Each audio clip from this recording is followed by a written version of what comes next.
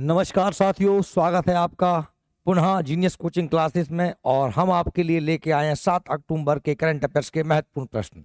अपने अंदर जोश जगाएं, जज्बा जगाएं और लगातार मोटिवेट अभिप्रेरित अपने आप को करते रहें और पढ़ाई को जारी रखें। असफलताओं से ना डरें, क्योंकि असफलताएं कहीं ना कहीं आपको सफलता की ओर ही प्रेरित करती हैं। अपनी कमियों से सीखें और आगे बढ़ें। चलिए इसी के साथ हम देखते हैं आज के करंट अफेयर्स का पहला प्रश्न।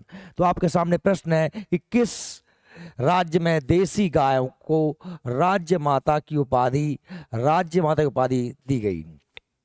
बड़ा महत्वपूर्ण प्रश्न है और भारतीय संस्कृति में गाय का एक बहुत बड़ा महत्व है। वैदिक काल से ही गायों का जो है हमारे धार्मिक रूप में भी, सामाजिक रूप में भी स्वीकृति है। और आप जानते हैं कि गाय वैसे भी हम भारतीय संस्कृति, भारतीय परंपराओं में बिल्कुल माँ का दर्जा रखती है, क्योंकि गाय न केवल एक सांकेतिक रूप में आप देखें तो गाय हमारे लिए कितनी उपयोगी है। गाय के दूध हमारे बच्चे पीते हैं, गाय के गोबर से उपले बनते हैं जिनसे हमारी रोटियां बनती हैं, गाय के बछड़े बैल बनते हैं जो हमारी खेती करते हैं, गाय के गोबर से खाद बनता है जो हमारी ज़मीन को उर्वरक बनाता है। तो आप केवल अगर धार्मिक भी ना माने तो ये हमारे आर्थिक दृष्टि से भी, सामाजिक दृष्टि से भी बड़ा महत्वपूर्ण पशु है गाय। तो गाय को राज्य माँ की उपाधि दी गई है। कौन सा राज्य है ये? इसका आंसर है महाराष्ट्र। महाराष्ट्र से अगर बात करें तो महाराष्ट्र की राजधानी मुख्यमंत्री एकनाथ शिंदे हैं। महाराष्ट्र की राजधानी मुंबई है। राज्यपाल CP राधाकृष्णन है। महाराष्ट्र में जो नेशनल पार्क है वो संजय गांधी राष्ट्रीय उद्यान, नवेगांव राष्ट्रीय उद्यान और पैंच देखिए, पैंच MP में भी फैला हुआ है प्लस महाराष्ट्र में। पैंच दोनों राष्ट्रों में फैला हुआ है, दोनों राज्यों में, लेकिन सबसे ज़्यादा वो महाराष्ट्र में। अगर महाराष्ट्र के कुछ करंट अफेयर्स की बात करें तो भारत की GDP में सबसे ज़्यादा योगदान देने वाला राज्य कौन सा है? महाराष्ट्र। GDP मतलब सकल घरेलू उत्पाद। नासिक में जनजातीय विश्वविद्यालय की स्थापित किए जाने की घोषणा की गई है, नासिक महाराष्ट्र में। भारत में सबसे बड़े गहरे पानी वाले मधाबन पोर्ट का उद्घाटन भी महाराष्ट्र में ही किया गया। पोर्ट मतलब बंदरगाह जहाँ जहाज रुकते हैं। राष्ट्रपति मुर्मू ने किस राज्य में विश्व शांति बुद्ध विहार का उद्घाटन किया है? वो भी महाराष्ट्र ही है। सुजाता सोनिक महाराष्ट्र की पहली महिला मुख्य सचिव बनाई गई हैं। ठीक है। और FDI का सबसे बड़ा प्राप्तकर्ता राज्य भी कौन सा है? महाराष्ट्र। FDI मतलब है फॉरेन डायरेक्ट इन्वेस्टमेंट, यानी विदेशों से सबसे ज़्यादा भारत के किस राज्य में पैसा इन्वेस्ट किया जाता है तो वो महाराष्ट्र है। ये महाराष्ट्र का मैप है, आप देख सकते हैं। अगला अगर बात करें और भी तो केंद्रीय सड़क परिवहन राज्य मंत्री नितिन गडकरी जो महाराष्ट्र से ही है। महाराष्ट्र में नागपुर में और नागपुर से हैदराबाद राष्ट्रीय राजमार्ग 44 पर ऑक्सीजन बर्ड पार्क यानी अमृत महोत्सव का बहुत बड़ा उद्घाटन किया है। प्रधानमंत्री मोदी जी ने महाराष्ट्र में अमरावती में PM mega integrated textile reason and apparel PM मित्र के तहत, ये मैं पहले पढ़ा चुका हूँ आपको, सूती कपड़ा उद्योग बहुत ज़्यादा फैला हुआ है महाराष्ट्र में, तो वहाँ पर इसकी आधारशिला रखी है PM मित्र पार्क की। PM मोदी ने महाराष्ट्र सरकार की आचार्य चाणक्य कौशल विकास केंद्र योजना की शुरू की है। और साथ में PM मोदी ने पुण्य श्लोक देवी अहिल्या बाई होलकर स्टार्टअप योजना, ये महिलाओं के लिए ऋण देने के लिए, अगर महिला कोई काम धंधा स्टार्ट करना चाहती है तो उनके लिए। तो ये कुछ महाराष्ट्र के करंट अफेयर्स थे। अगले प्रश्न की ओर चलते हैं। भारत किस देश के बीच काजिंद अभ्यास का 8वां संस्करण आयोजन किया है? ये सेनाओं के बीच में अभ्यास होते रहते हैं, तो ये अभ्यास का नाम है क्या? काजिंद। इसमें दोनों देश के नाम शामिल हैं। काज से कजाकिस्तान और हिंद से हिंदुस्तान। तो कजाकिस्तान और भारत के बीच में एक अभ्यास हुआ है, ये 8वां संस्करण था काजिंद का।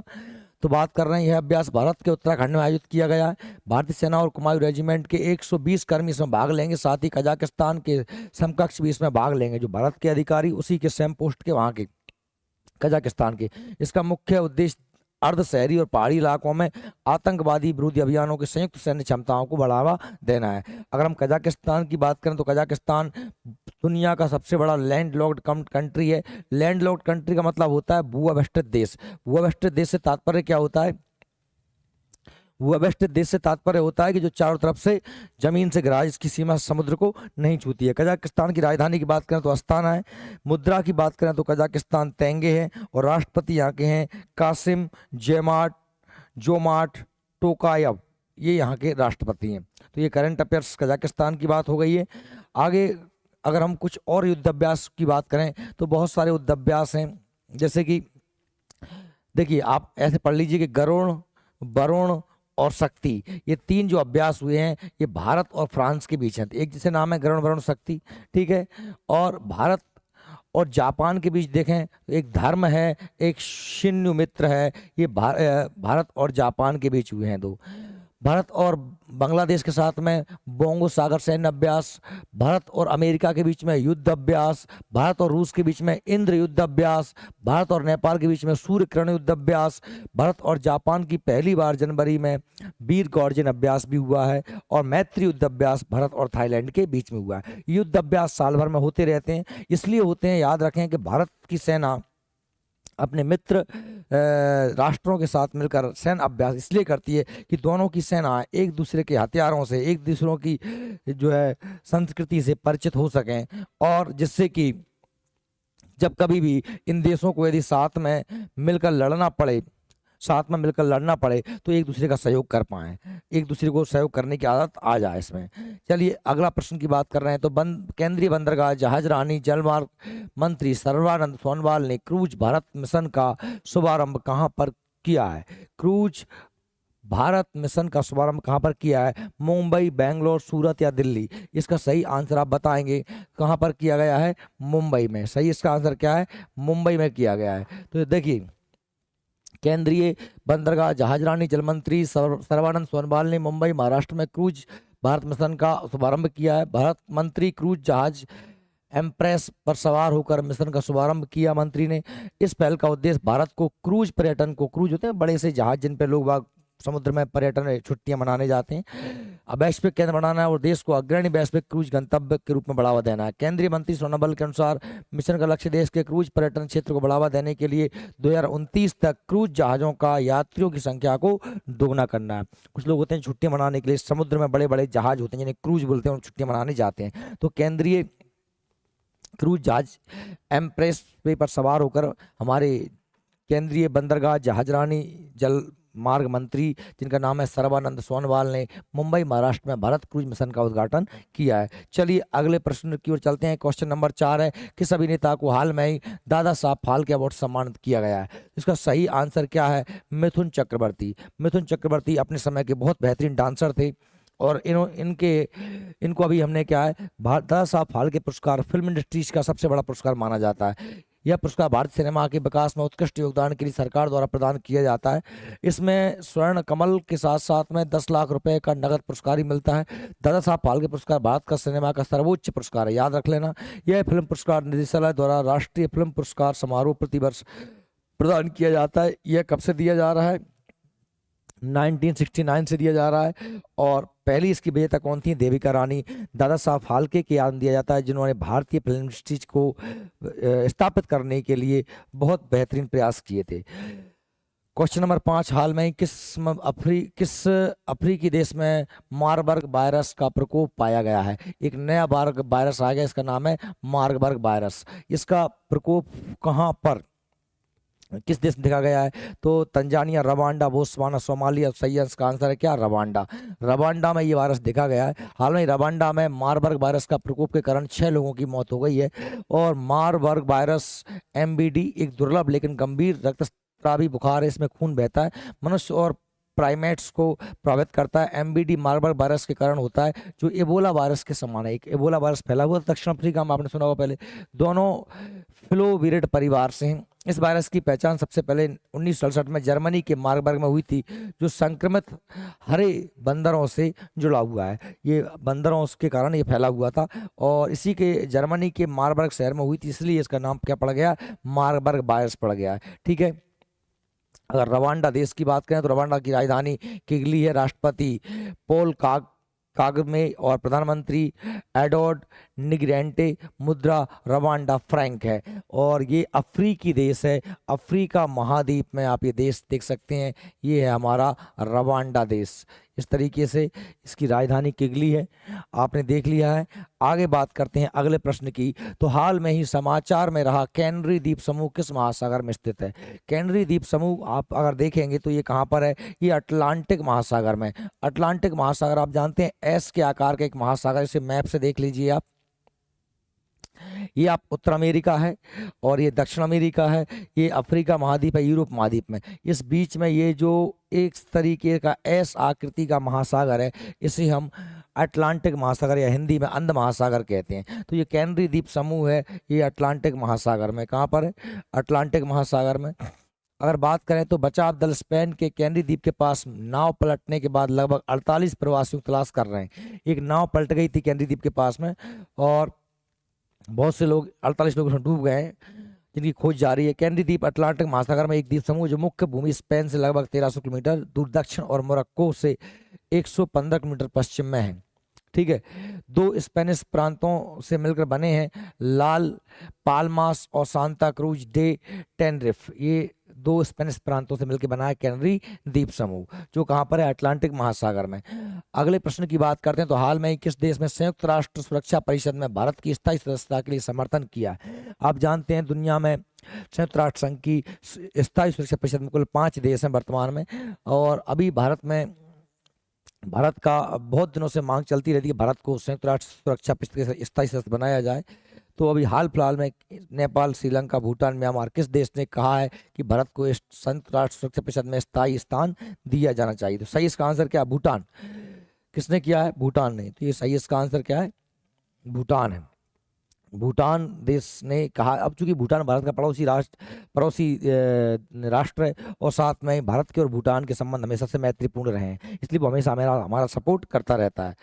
संयुक्त राष्ट्र महासभा के 79वें सत्र के दौरान भूटान के प्रधानमंत्री शोरेंग तोगबे ने सुधारित संयुक्त राष्ट्र सुरक्षा परिषद में स्थायी सीट के लिए भारत को दावेदारी के लिए मजबूत समर्थन व्यक्त किया। इस बात पर जोर दिया कि वैश्विक दक्षिण में भारत की महत्वपूर्ण आर्थिक वृद्धि और नेतृत्व स्थिति के योग्य है। भारत हर तरीके से योग्य है, वास्तव में करना भी चाहिए, क्योंकि भारत दुनिया की 5वीं सबसे बड़ी इकोनॉमी है, बहुत बड़ी पावर है। तो भारत को ये हक मिलना चाहिए कि दुनिया के महत्वपूर्ण निर्णयों में, क्योंकि आप जानते हैं संयुक्त राष्ट्र समिति की जो स्थायी परिषद होती है ना, उसको वीटो पावर होता है, मतलब निश्चित अधिकार। यदि 5 में से अगर एक देश भी किसी चीज की मना कर रहा है तो वो काम नहीं होता है। 5 देश एक साथ सहमत होंगे तभी काम निर्णय लिया जाता है। भूटान की बात करें, राजधानी इसकी थिम्पू है, छोटा सा देश है भारत के। देखिए ये भूटान देश है और चाइना और भारत के साथ में बॉर्डर साझा करता है, और मुद्रा भूटानी न्यूट्रलम, और प्रधानमंत्री है शेरिंग तोगबे। ठीक है, अब आगे बात करते हैं क्वेश्चन नंबर 8 की किस संगठन ने विश्व कप में पुरुष और महिला दोनों के लिए समान वेतन की घोषणा की है? तो ये बिल्कुल है कि किस संगठन ने विश्व कप में, वर्ल्ड कप में, चाहे तो पुरुष हो चाहे महिला हो, समानता की बात की, समान सैलरी दी जाएगी। तो ये सही इसका आंसर क्या है? आईसीसी है ना, इंटरनेशनल क्रिकेट काउंसिल। और देखिए अंतर्राष्ट्रीय 73 सितंबर को अंतर्राष्ट्रीय क्रिकेट परिषद द्वारा विश्व में कप में पुरुषों और महिलाओं के लिए समान पुरस्कार राशि घोषणा की गई है, जिसकी शुरुआत अगले महीने से अरब अमीरात में महिला T20 वर्ल्ड कप से होगी। यानी कि अब महिलाओं को और पुरुषों के सभी खिलाड़ियों को समान सैलरी दी जाएगी। आईसीसी ने एक बयान में कहा कि महिला T20 विश्व कप की विजेता टीम को $2.34 मिलियन पुरस्कार दिया जाएगा, जो 2023 में दक्षिण अफ्रीका का खिताब जीतने पर ऑस्ट्रेलियाई महिलाओं को दिए जाने वाले $1 मिलियन से लगभग 134% अधिक है। यानी कि समानता की बात हुई है, लिंग भेद को समाप्त करने की बात हुई है। क्वेश्चन नंबर 9 है, 1 अक्टूबर 2024 को उत्तरी अटलांटिक संधि संगठन यानी नाटो, उत्तरी अटलांटिक संधि संगठन जिसे हम शॉर्ट में कहते हैं नाटो के महासचिव का पदभार किसने संभाला है? नाटो का एक जो उत्तरी अटलांटिक देशों का संगठन है, इसका नए महासचिव कौन बने हैं? तो सही इसका आंसर कौन है? Mark root. किसको बनाया गया है? मार्क रूट को बनाया गया है। 1 अक्टूबर 2024 को नीदरलैंड के पूर्व प्रधानमंत्री मार्क रूट, ये नीदरलैंड के पूर्व प्रधानमंत्री हैं, मार्क रूट ने नाटो के महासचिव का पदभार ग्रहण किया है। इन्होंने जेंस स्टोलबर्ग का स्थान लिया है। इसका स्थापना 4 अप्रैल 1949 को हुई है। मुख्यालय ब्रुसेल्स बेल्जियम में है इसका। और नाटो की अगर बात करें तो नाटो में मेन जो देश है वो अमेरिका है। नाटो में शामिल होने को लेकर ही रूस और यूक्रेन का युद्ध चल रहा है। रूस चाहता है कि नाटो का सदस्य यूक्रेन ना बने और यूक्रेन नाटो का सदस्य बनना चाहता है। चूंकि अमेरिका और रूस दो विश्व की प्रतिद्वंदी वैश्विक शक्तियां हैं, दोनों की आपस में हमेशा चलती रहती है। ठीक है, अगला प्रश्न है, हाल में ही किससे प्रतिष्ठित शास्त्र 2024 रामानुज पुरस्कार से सम्मानित किया गया है? तो हाल में ही किसे प्रतिष्ठित शास्त्र 2024 रामानुज पुरस्कार सम्मानित किया गया? इसका सही आंसर क्या है? Alexander Dan. सही आंसर क्या है? अलेक्जेंडर डैन को 2024 में शास्त्रा रामानुज पुरस्कार जीता है। यह पुरस्कार 2005 में तमिलनाडु के शास्त्रा विश्वविद्यालय द्वारा स्थापित किया गया था। हर साल रामानुज की जयंती पर यानी 22 दिसंबर को 32 वर्ष से कम उम्र के गणितज्ञों को यह पुरस्कार दिया जाता है। रामानुज का नाम सुना होगा आपने, रामानुज जी बहुत बड़े गणितज्ञ थे भारत के। उनके जो है जयंती पर यानी प्रत्येक वर्ष 22 दिसंबर को 32 साल से कम उम्र के गणितज्ञ को है जो मैथमेटिशियन होता है, गणित का बहुत बड़ा जानकार होता है, उसके पुरस्कार दिया जाता है। यह पुरस्कार में एक प्रशस्ति पत्र होता है, एक सम्मान पत्र, और ये $10,000 का नगद पुरस्कार इसमें दिया जाता है। तो भैया ये जो है हमारे आज के बड़े महत्वपूर्ण प्रश्न थे। आप सभी ने धैर्यपूर्वक ये पूरे प्रश्नों को पढ़ा सुना, इसके लिए आपका धन्यवाद। आप ऐसे ही हमेशा रोज पढ़ते रहिए, स्वस्थ रहिए, समृद्ध रहिए, सुरक्षित रहिए, और मिलते हैं हम आपसे कल। धन्यवाद।